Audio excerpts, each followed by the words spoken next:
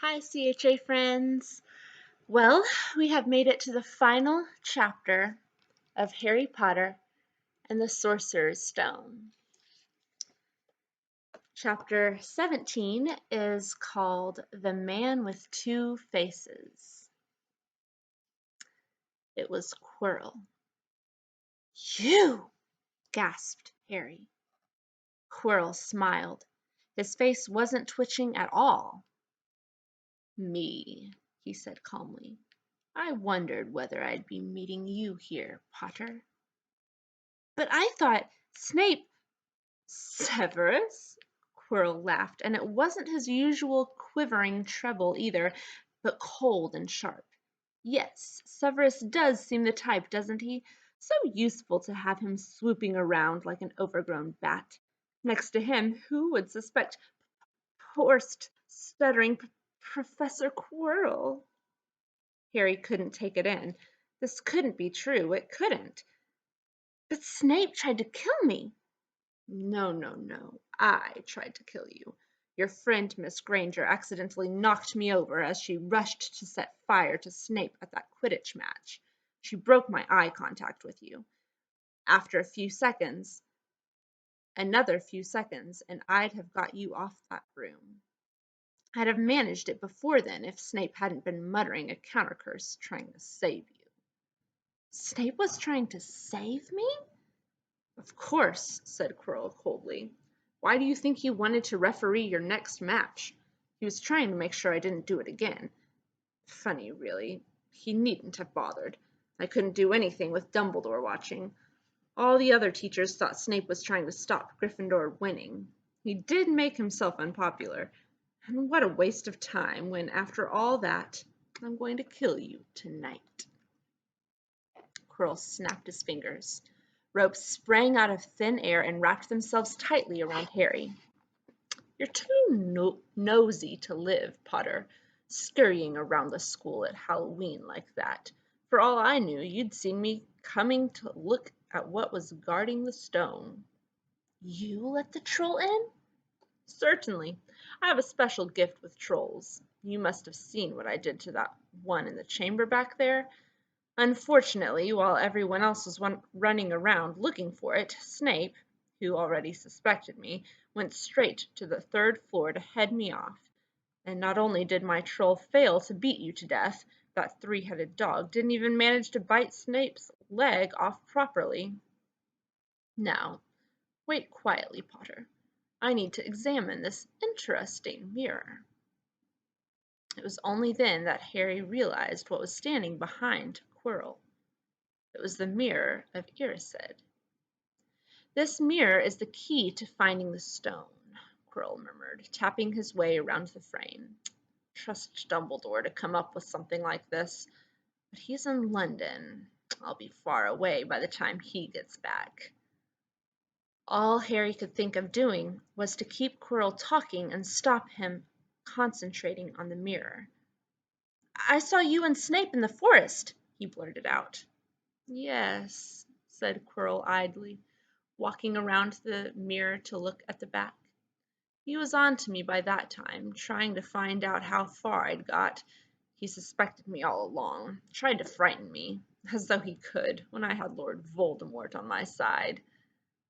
Quirrell came back out from behind the mirror and stared hungrily into it. I see the stone. I'm presenting it to my master. But where is it? Harry struggled against the ropes, binding him, but they didn't give. He had to keep Quirrell from giving his whole attention to the mirror. But Snape always seemed to hate me so much.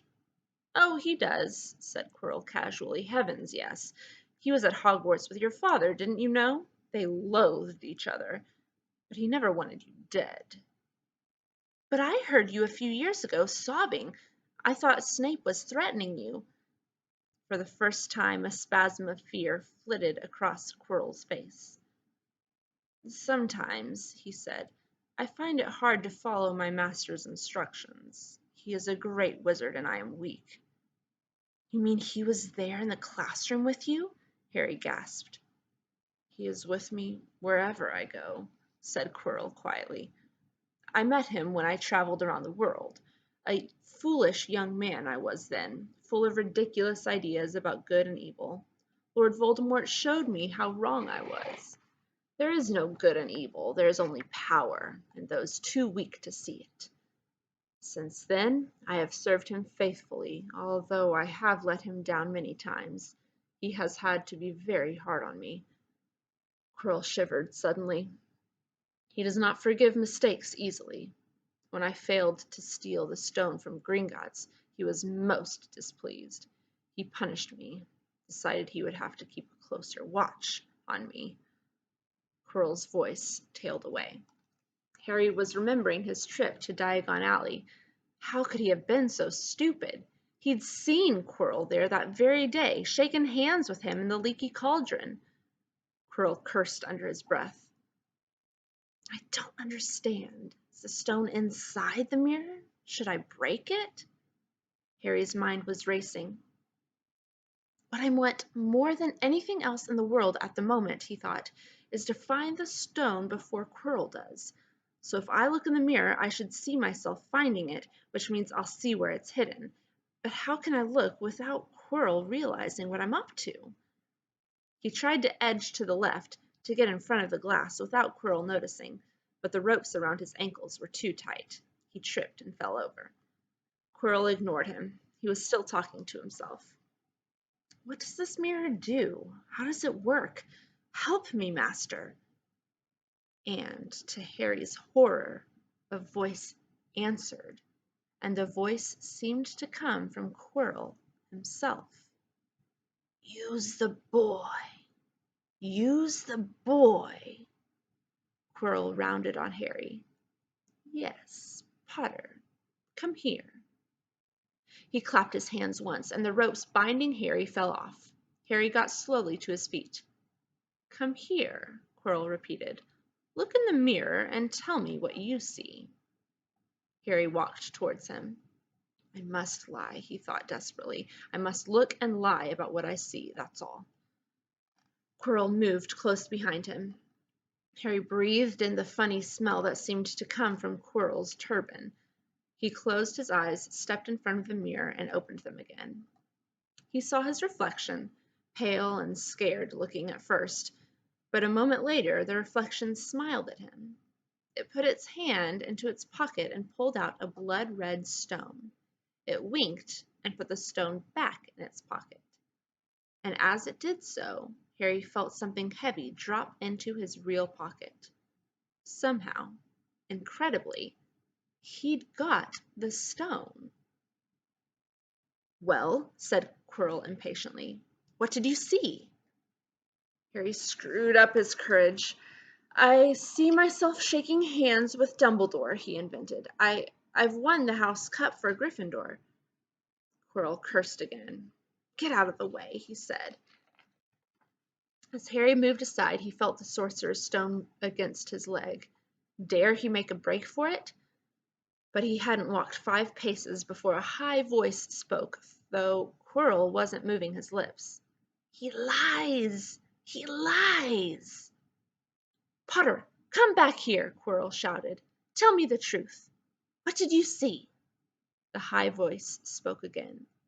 Let me speak to him, face to face. Master, you are not strong enough. I have strength enough for this. Harry felt as if Devil's snare was rooting him to the spot. He couldn't move a muscle. Petrified, he watched as Quirrell reached up and began to unwrap his turban. What was going on? The turban fell away.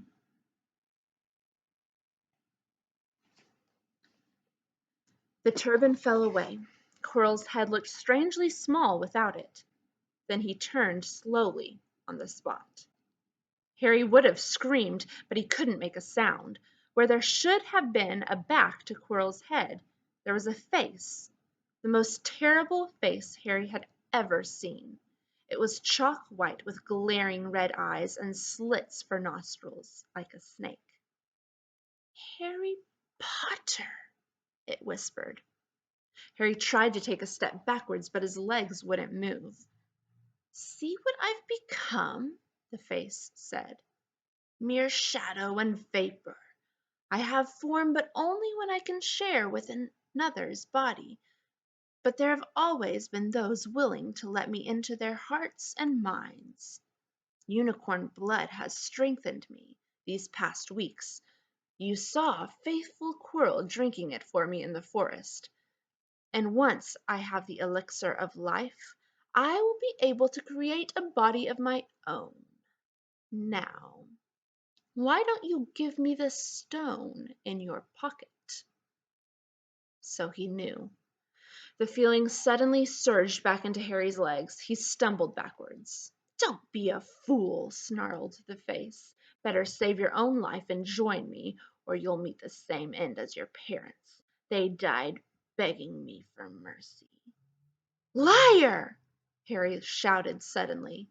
Quirrell was walking backwards at him so that Voldemort could still see him. The evil face was now smiling. "How touching," it hissed. "I always value bravery. Yes, boy, your parents were brave.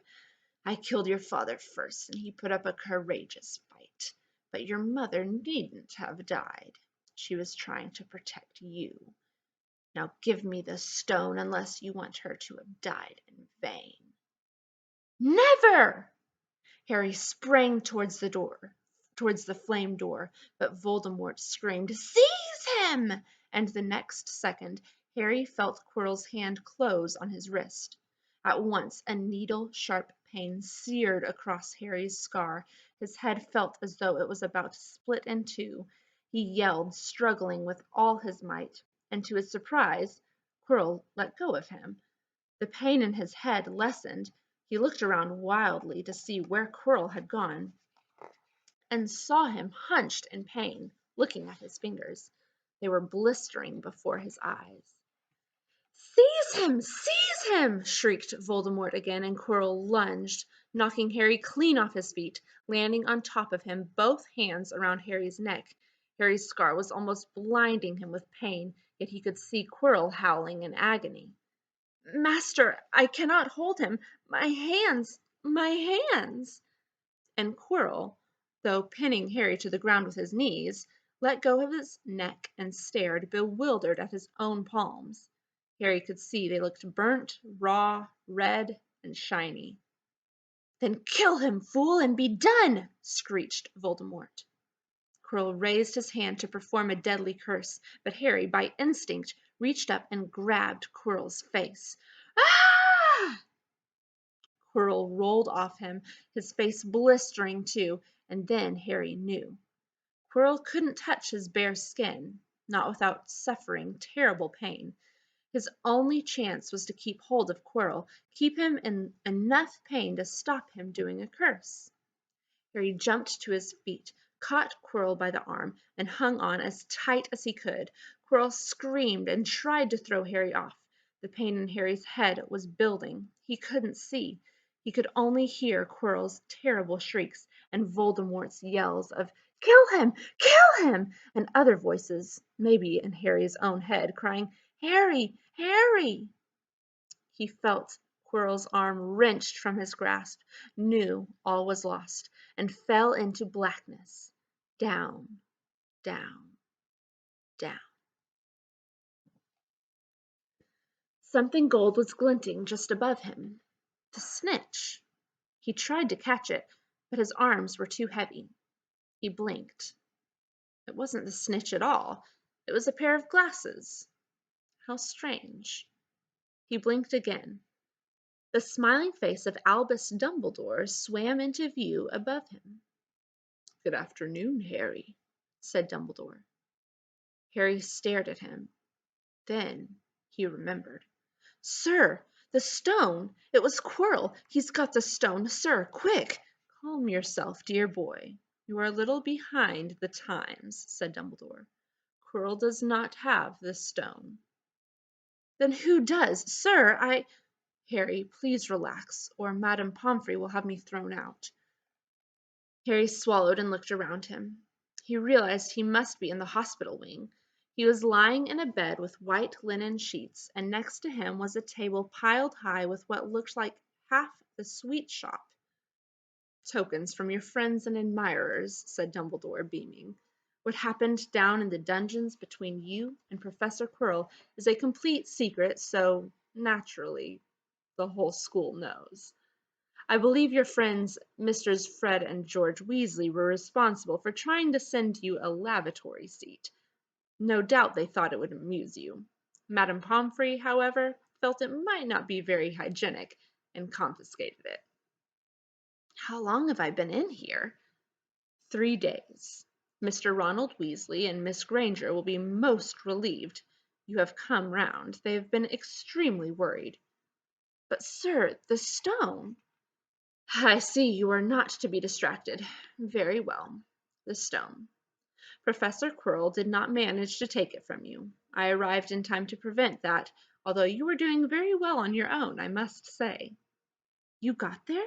You got Hermione's owl?" "We must have crossed in mid-air. No sooner had I reached London than it became clear to me that the place I should be was the one I had just left. I arrived just in time to pull Quirrell off you." "It was you!" "I feared I might be too late." "You nearly were. I couldn't have kept him off the stone much longer." "Not the stone, boy, you. The effort involved nearly killed you. For one terrible moment there, I was afraid it had. As for the stone, it has been destroyed." "Destroyed?" said Harry blankly. "But your friend, Nicholas Flamel—" "Oh, you know about Nicholas?" said Dumbledore, sounding quite delighted. "You did do the thing properly, didn't you?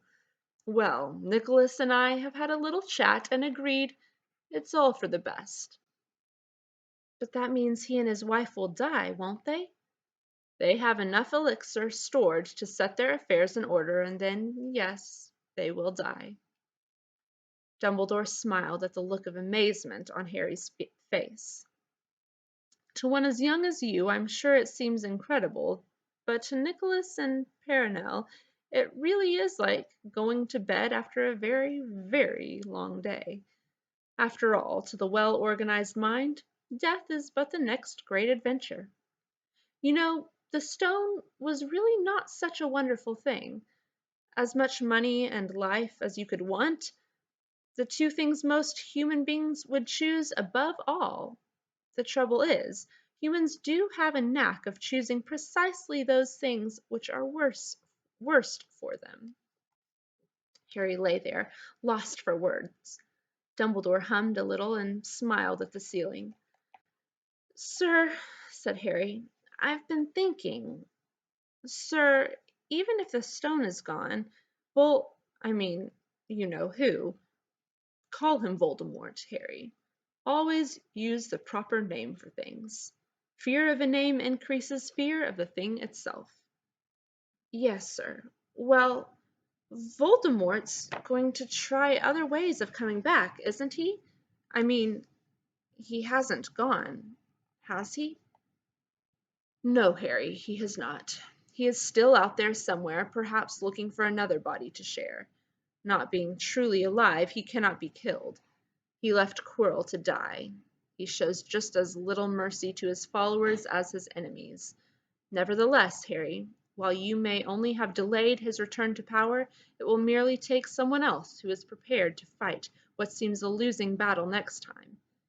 And if he is delayed again and again, why, he may never return to power." Harry nodded, but stopped quickly because it made his head hurt. Then he said, "Sir, there are some other things I'd like to know, if you can tell me. Things I want to know the truth about."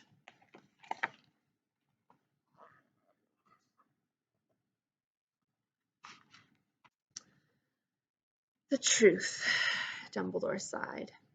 "It is a beautiful and terrible thing, and should therefore be treated with great caution. However, I shall answer your questions unless I have a very good reason not to, in which case I beg you'll forgive me. I shall not, of course, lie. Well, Voldemort said That he only killed my mother because she tried to stop him killing me. But why would he want to kill me in the first place? Dumbledore sighed very deeply this time. Alas, the first thing you asked me, I cannot tell you. Not today. Not now. You will know one day. Put it from your mind for now, Harry. When you are older, I know you hate to hear this, when you are ready, you will know. And Harry knew it would be no good to argue. But why couldn't Quirrell touch me? Your mother died to save you. If there is one thing Voldemort cannot understand, it is love. He didn't realize that love as powerful as your mother's for you leaves its own mark, not a scar, no visible sign. To have been loved so deeply, even though the person who loved us is gone, will give us some protection forever. It is in your very skin. Quirrell, full of hatred, greed, and ambition, sharing his soul with Voldemort, could not touch you for this reason. It was agony to touch a person marked by something so good. Dumbledore now became very interested in a bird out on the window-sill, which gave Harry time to dry his eyes on the sheet. When he had found his voice again, Harry said, "And the invisibility cloak, do you know who sent it to me?" "Ah, your father happened to leave it in my possession, and I thought you might like it." Dumbledore's eyes twinkled. "Useful things. Your father used it mainly for sneaking off to the kitchens to steal food when he was here. And there's something else. Fire away." "Quirrell said Snape, Professor Snape, Harry." "Yes, him. Quirrell said he hates me because he hated my father. Is that true?" "Well, they did rather detest each other, not unlike yourself and Mr. Malfoy. And then your father did something Snape could never forgive." "What?" "He saved his life." "What?" "Yes," said Dumbledore dreamily. "Funny the way people's minds work, isn't it? Professor Snape couldn't bear being in your father's debt. I do believe he worked so hard to protect you this year because he felt that it would make him and your father quits. Then he could go back to hating your father's memory in peace." Harry tried to understand this, but it made his head pound, so he stopped. "And, sir, there's one more thing." "Just the one?" "How did I get the stone out of the mirror?" "Ah, now, I'm glad you asked me that. It was one of my more brilliant ideas, and between you and me, that's saying something. You see, only one who wanted to find the find it, but not use it, would be able to get it. Otherwise, they'd just see themselves making gold or drinking elixir of life. My brain surprises even me sometimes. Now, enough questions. I suggest you make a start on these sweets. Ah, Bertie Bott's every flavor beans. I was unfortunate enough in my youth to come across a vomit-flavored one, and since then I'm afraid I've rather lost my liking for them. But I think I'll be safe with a nice toffee, don't you?" He smiled and popped the golden brown bean into his mouth. Then he choked and said, "Alas, earwax." Madame Pomfrey, the matron, was a nice woman but very strict. "Just 5 minutes," Harry pleaded. "Absolutely not. You let Professor Dumbledore in. Well, of course, that was the headmaster. Quite different. You need rest." "I am resting. Look, lying down and everything. Oh, go on, Madame Pomfrey." "Oh, very well," she said, "but 5 minutes only." And she let Ron and Hermione in. "Harry!" Hermione looked ready to fling her arms around him again, but Harry was glad she held herself in, as his head was still very sore. "Oh, Harry, we were sure you were going to. Dumbledore was so worried." "The whole school's talking about it," said Ron. "What really happened?" It was one of those rare occasions when the true story is even more strange and exciting than the wild rumors. Harry told them everything. Quirrell, the mirror, the stone, and Voldemort. Ron and Hermione were a very good audience. They gasped in all the right places, and when Harry told them what was under Quirrell's turban, Hermione screamed out loud. "So the stone's gone?" said Ron finally. "Flamel's just going to die?" "That's what I said, but Dumbledore thinks that, what was it? To the well-organized mind, death is but the next great adventure." "I always said he was off his rocker," said Ron, looking quite impressed at how mad his hero was. "So what happened to you two?" said Harry. "Well, I got back all right," said Hermione. "I brought Ron round. That took a while, and we were dashing up to the owlery to contact Dumbledore when we met him in the entrance hall. He already knew. He just said, 'Harry's gone after him, hasn't he?' and hurtled off to the third floor." "Do you think he meant you to do it?" said Ron. "Sending you your father's cloak and everything?" "Well," Hermione exploded, "if he did, I mean to say, that's terrible. You could have been killed." "No, it isn't," said Harry thoughtfully. "He's a funny man, Dumbledore. I think he sort of wanted to give me a chance. I think he knows more or less everything that goes on here, you know. I reckon he had a pretty good idea we were going to try, and instead of stopping us, he just taught us enough to help. I don't think it was an accident he let me find out how the mirror worked. It's almost like he thought I had the right to face Voldemort if I could."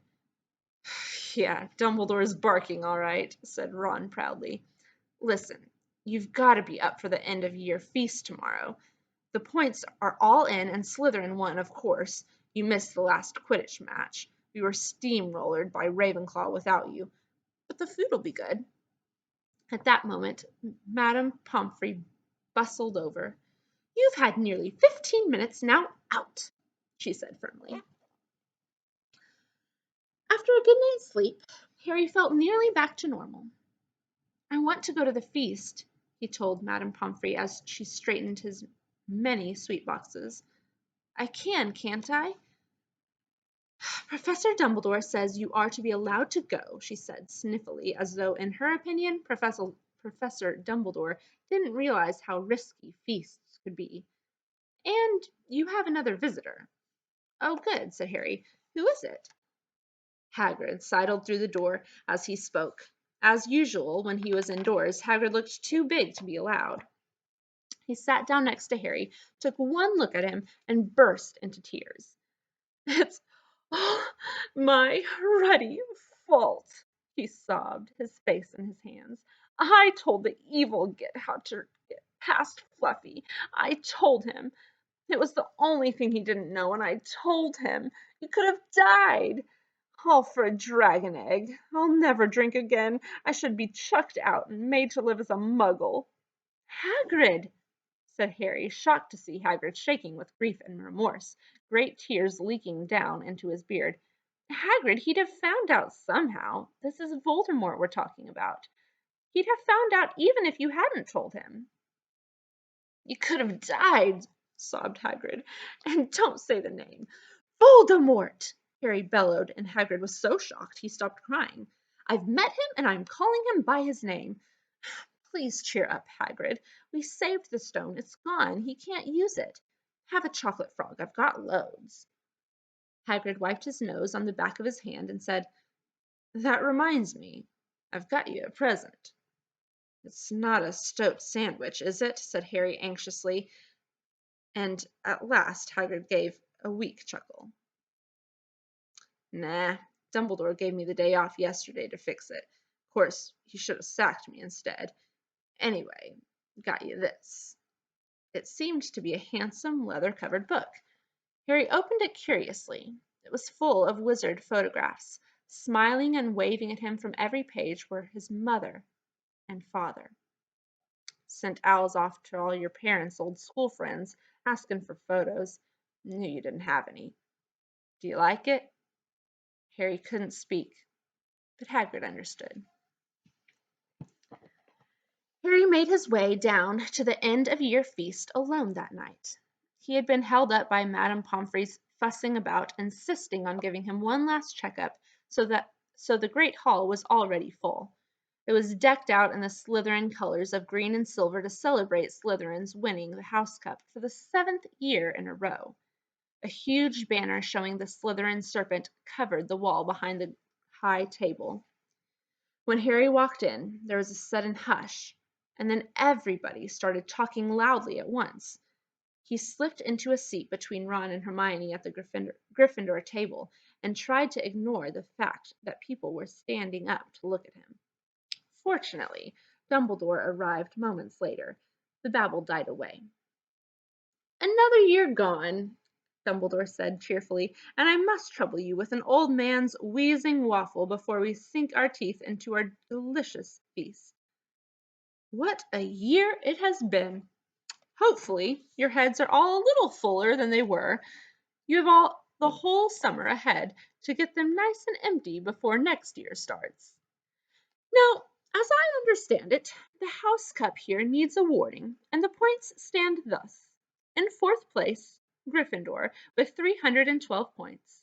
In 3rd, Hufflepuff with 352. Ravenclaw have 426 and Slytherin 472. A storm of cheering and stamping broke out from the Slytherin table. Harry could see Draco Malfoy banging his goblet on the table. It was a sickening sight. "Yes, yes, well done, Slytherin," said Dumbledore. "However, recent events must be taken into account." The room went very still. The Slytherin smiles faded a little.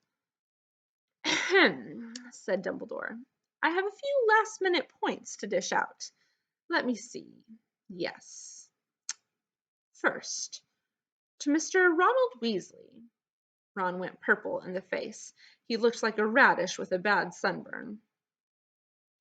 "For the best played game of chess Hogwarts has seen in many years, I award Gryffindor House 50 points." Gryffindor cheers nearly raised the bewitched ceiling. The stars overhead seemed to quiver. Percy could be heard telling the other prefects, "My brother, you know, my youngest brother, got past McGonagall's giant chess set." At last there was silence again. Second, to Miss Hermione Granger, for the use of cool logic in the face of fire, I award Gryffindor House 50 points. Hermione buried her face into her arms. Harry strongly suspected she had burst into tears. Gryffindors up and down the table were beside themselves. They were 100 points up. Third, to Mr. Harry Potter, said Dumbledore. The room went deadly quiet. For pure nerve and outstanding courage, I award Gryffindor House 60 points. The din was deafening. Those who could add up while yelling themselves hoarse knew that Gryffindor now had 472 points, exactly the same as Slytherin. They had drawn for the House Cup. If only Dumbledore had given Harry just one more point. Dumbledore raised his hand. The room gradually fell silent. "There are all kinds of courage," said Dumbledore, smiling. "It takes a great deal of bravery to stand up to our enemies, but just as much to stand up to our friends. I therefore award 10 points to Mr. Neville Longbottom." Someone standing outside the great hall might well have thought some sort of explosion had taken place. So loud was the noise that erupted from the Gryffindor table.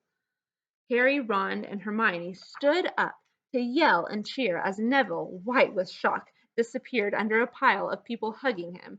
He had never won so much as a point for Gryffindor before. Harry, still cheering, nudged Ron in the ribs and pointed at Malfoy, who couldn't have looked more stunned and horrified if he'd just had the body bind curse put on him. "Which means," Dumbledore called over the storm of applause, for even Ravenclaw and Hufflepuff were celebrating the downfall of Slytherin, "we need a little change of decoration." He clapped his hands. In an instant, the green hangings became scarlet, and the silver became gold. The huge Slytherin serpent vanished, and a towering Gryffindor lion took its place. Snape was shaking Professor's hand Snape was shaking Professor McGonagall's hand with a horrible, forced smile. He caught Harry's eyes, and Harry knew at once that Snape's feelings towards him hadn't changed one jot. This didn't worry Harry.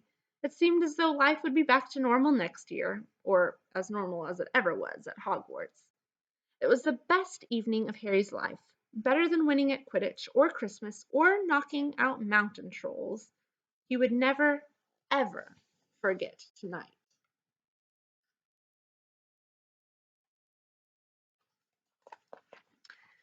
Harry had almost forgotten that the exam results were still to come, but come they did. To their great surprise, both he and Ron passed with good marks. Hermione, of course, came top of the year. Even Neville scraped through, his good herbology mark making up for his abysmal potions one. They had hoped that Goyle, who was almost as stupid as he was mean, might be thrown out, but he had passed too. It was a shame, but as Ron said, you couldn't have everything in life. And suddenly their wardrobes were empty, their trunks were packed. Neville's toad was found lurking in a corner of the toilets. Notes were handed out to all students, warning them not to use magic over the holidays. "I'll always hope they'll forget to give us these," said Fred Weasley sadly. Hagrid was there to take them down to the fleet of boats that sailed across the lake. They were boarding the Hogwarts Express, talking and laughing as the countryside became greener and tidier, eating Bertie Bott's every flavor beans as they sped past Muggle towns, pulling off their wizard robes and putting on jackets and coats, pulling into platform 9 3/4 at King's Cross Station. It took quite a while for them all to get off the platform. A wizened old guard was up by the ticket barrier, letting them go through the gate in twos and threes so they didn't attract attention by all bursting out of a solid wall at once and alarming the Muggles. "You must come and stay this summer," said Ron, "both of you. I'll send you an owl." "Thanks," said Harry. "I'll need something to look forward to." People jostled them as they moved forwards toward the gateway back to the Muggle world.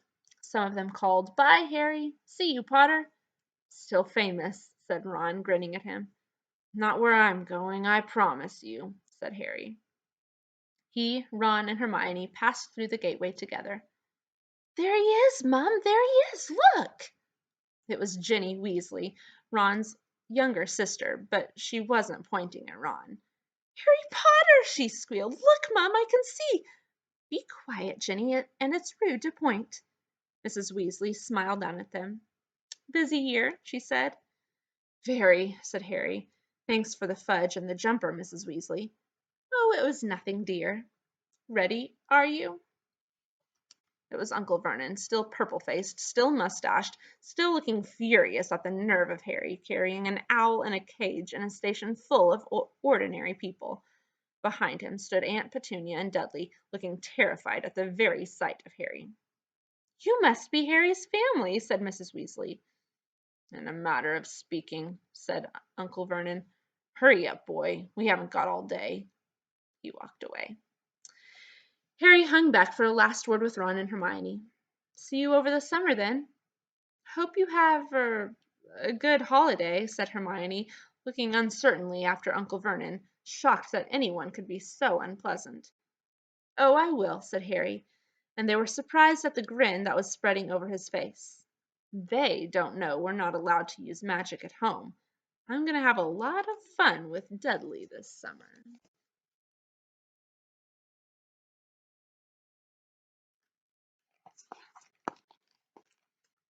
That's the end of Harry Potter and the Sorcerer's Stone. Thank you so much for joining us as we read this book. Again, it's one of my absolute favorites. If you enjoyed it as much as I did, the second book of 7 books is Harry Potter and the Chamber of Secrets. And I recommend checking that out if you enjoyed this. Y'all have a wonderful rest of your week, and I'll see y'all later. Bye, everyone.